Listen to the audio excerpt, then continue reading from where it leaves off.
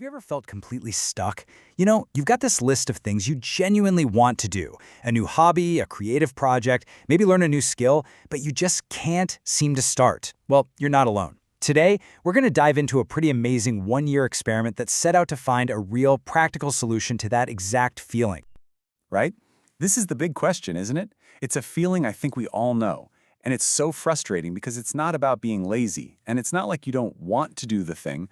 So what is actually going on inside our heads when we run smack into that invisible wall? And that's where our story really begins. This isn't about some complicated productivity system. Nope. This is a personal, year-long quest to figure out the root cause of getting stuck and to find a way, a truly simple way, to finally break that cycle. So it turns out this feeling has a name. It's called task paralysis. And while it's something people with neurodivergent brains like an ADHD deal with all the time, they call it inertia, the experience is pretty universal. Think of it like a car that's just really, really hard to get moving. It's a challenge with your brain's wiring, not a personal failure. So what is that invisible wall actually made of? Well, the study found it usually comes down to these things. The task just feels way too complicated, or it seems like it'll take up too much time and energy. Or, my personal favorite, you get hit with that paralyzing command to just be creative. It's all so overwhelming. Okay, so if you're facing this huge mountain of barriers, how on earth do you get past it? Well, the answer wasn't to try and climb it all at once. The whole design of this experiment was just radically simple. It was all about removing those obstacles completely. And here it is.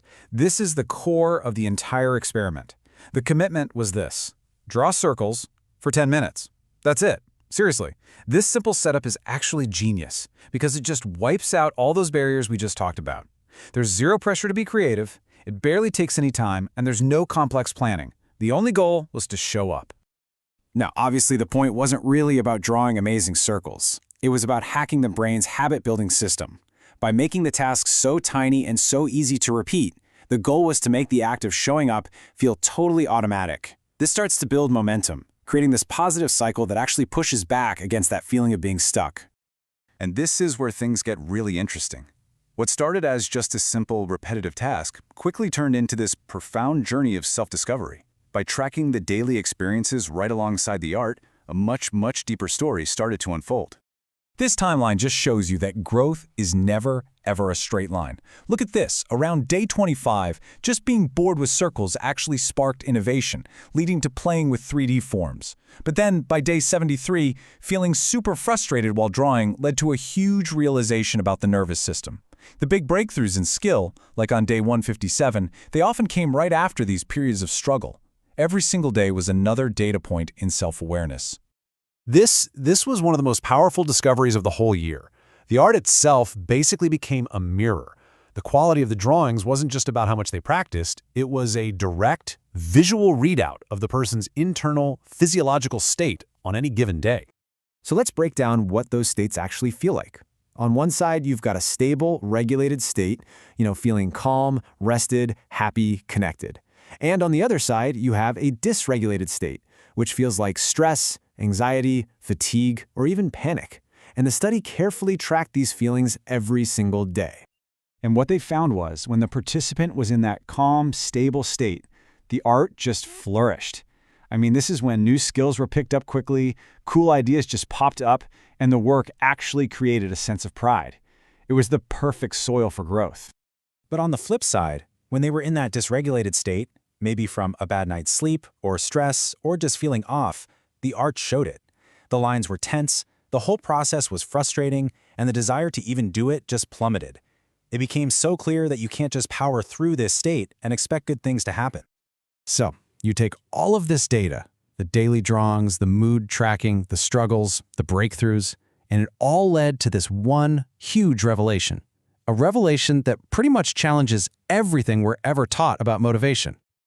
And here it is. This is the big one. The solution to task paralysis was never about trying harder. It wasn't about being more disciplined or forcing yourself to just do it. All that struggle was pointed at the wrong problem entirely. The issue was never ever a lack of willpower. The real answer was biological, and it all comes down to this one concept: homeostasis. Basically, this is your body's incredible ability to keep everything on the inside stable and balanced. And when your internal systems are running smoothly, everything works better. And that includes your brain's ability to do complex, creative things. So what this means is that real, sustainable motivation isn't something you can just pull out of thin air. It has to be built on a solid foundation. You need to feel safe and secure, you need to be healthy and rested, and you need to have ways to take care of yourself emotionally. These things aren't luxuries. They are the absolute prerequisites for growth. This phrase just sums it all up perfectly. To do things that aren't strictly about survival, like making art or learning something new, your nervous system has to feel safe. You literally have to be calm enough to shift out of survival mode and into a state where you can explore and create.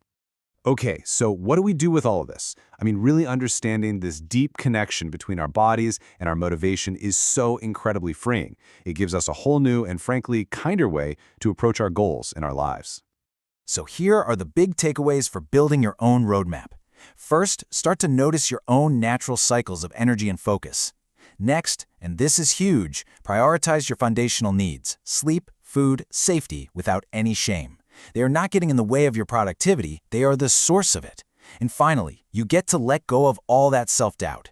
Being unable to start something isn't a character flaw, it's just a signal from your body that your foundation needs a little attention.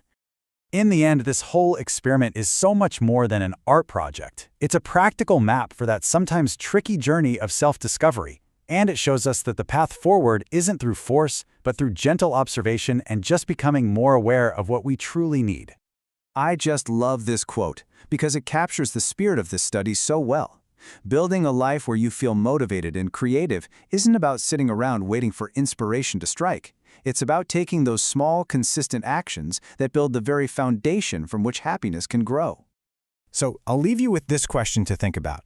It doesn't have to be drawing circles, of course. Maybe for you, it's 10 minutes of stretching, or writing just one sentence in a journal, or playing a few chords on an instrument. What is one tiny, simple thing that you could just show up for to start observing yourself and building your own foundation for growth?